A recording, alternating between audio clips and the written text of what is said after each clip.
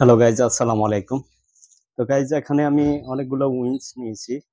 এই যে দেখতে পাচ্ছেন, উইন্স গুলো আমি এখন কাটবো। কেটে এগুলা দিয়ে হট উইন্স বানাবো, অথবা বারবিকিউ উইন্স সাইডে বারবিকিউ উইন্স, নাগা উইন্স সাইডে নাগা উইন্স, বাফলো উইন্স চাইলে বাফলো উইন্স বা ললিপপ, এই উইন্স থেকেই আইটেম বানাবো। তো কাস্টমার যখন যেটা চুজ করে সেটাই আমি বানাবো। এটা এখন কাটবো, কেটে আমি এখন মশলা দিয়ে মাখিয়ে রাখবো। জাস্ট যখন কাস্টমার যেটা অর্ডার করবে সেটাই আমি সার্ভ করব, এটা দিয়ে বানাবো। তো এখন আমি কিভাবে কাটতেছি দেখেন। এখানে মাঝ বরাবর একটা গিট টু আছে। গিট বরাবর কাটলে মানে হাড়টা কাটবে না। তো সেটা কিভাবে কাটতে হয় আমি দেখাই। এভাবে পোজ দিলেই গিটটা কেটে যাবে। গিট, এই যে দেখেন বন্ধুরা, হাড়টা কাটে নাই। হাড় কাটলে এখানে হাড় থেকে কালো কালো ইয়াটা বের হবে। এই যে দেখতে পাচ্ছেন বন্ধুরা কিভাবে কেটে নিলাম। উইন্সটা এভাবে কাটতে হয়। আর উইন্স গুলো আমি ধুয়ে পরিষ্কার করে নিয়েছি আগে থেকেই, এখন জাস্ট কাটতেছি। যে দেখতে পাচ্ছেন কেটে নিচ্ছি। আর এটা দিয়ে কিভাবে ললিপপ বানাতে হয়, একটা উইন্স দিয়ে দুইটা ললিপপ হয় সেটাও দেখাচ্ছি। এই যে দেখেন বন্ধুরা, জাস্ট এখানে চামড়াটা আর মাংসটা ছাড়িয়ে নিতে হবে। এই যে দেখতে পাচ্ছেন, উইন্সের এই পাটটা দিয়ে আমি একটা ললিপপ বানিয়ে ফেললাম। জাস্ট এভাবে করে ললিপপটা বানাতে হয়। দেখেন বন্ধুরা, এখন ফ্রাই করে এটা আপনি ক্রিস্পিও দিতে পারেন অথবা বারবিকিউ দিতে পারেন। ফ্রাই করে জাস্ট বারবিকিউ সস আর টমেটো সস একসাথে করে আপনি এটা জাস্ট মাখিয়ে দিতে পারেন। তারপরে এখানে এই আরেকটা পার্ট, এই পার্টটা দিয়ে কিভাবে ললিপপ বানাতে হয় সেটাও আমি দেখাচ্ছি আপনাদের। জাস্ট এই পার্টটা কেটে দিতে হবে। ওই যে এটা কেটে নিলাম, এখন এতটুকু হয়েছে। তো এটা দিয়ে জাস্ট এখানে কি করবেন, এই যে এটারও এভাবে করে হাড় থেকে চামড়া, হাড় থেকে স্কিনটা এবং মাংসটা ছাড়াই নিতে হবে। এই যে দেখতে পাচ্ছেন আমি ছাড়াই নিলাম। নিয়ে জাস্ট এখানে একটা দুইটা হাড় আছে, চিকন যে হাড়টা সেই হাড়টা আমি আলাদা করে বের করে ফেলবো। এভাবে ধরে এই যে বের করে নিলাম। আর হলো মোটা হাড়টা রেখে দিব।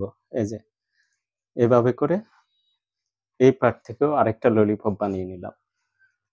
তো বন্ধুরা, আপনারা এইভাবে ললিপপ বানিয়ে বাসায় বাচ্চাদের দিতে পারেন। বাচ্চাদের খুবই পছন্দের একটা আইটেম। তো এইভাবে আমরা ললিপপটি বানাই। তো জাস্ট এখন আমি ললিপপ আর বানাবো না, এটা আপনাদের দেখানোর জন্য বানালাম। এখন আমি উইংস গুলো কাটবো। সবগুলো উইংস একসাথে কেটে নিচ্ছি।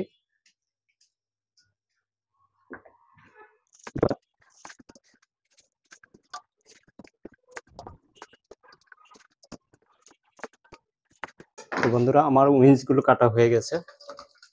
এখন আমি জাস্ট মশলা দিয়ে মাখাবো।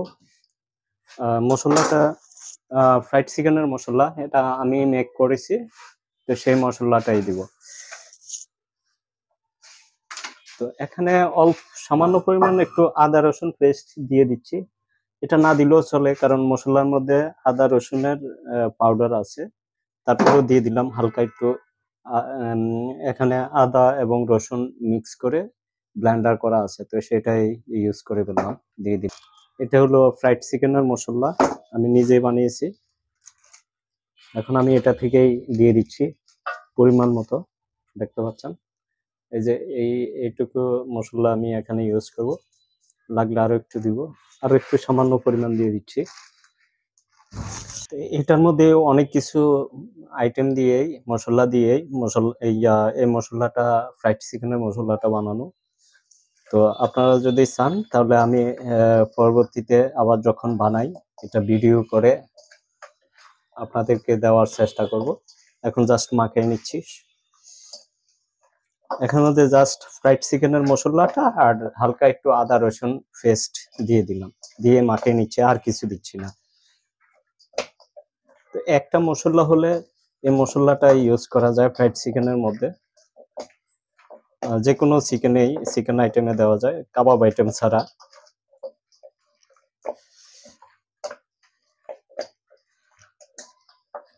তো দেখতেছেন বন্ধুরা, আমি মাখিয়ে নিচ্ছি। এটা খুব ভালো করে মাখাতে হবে যাতে মশলাটা চিকেনের ভিতরে ঢুকে।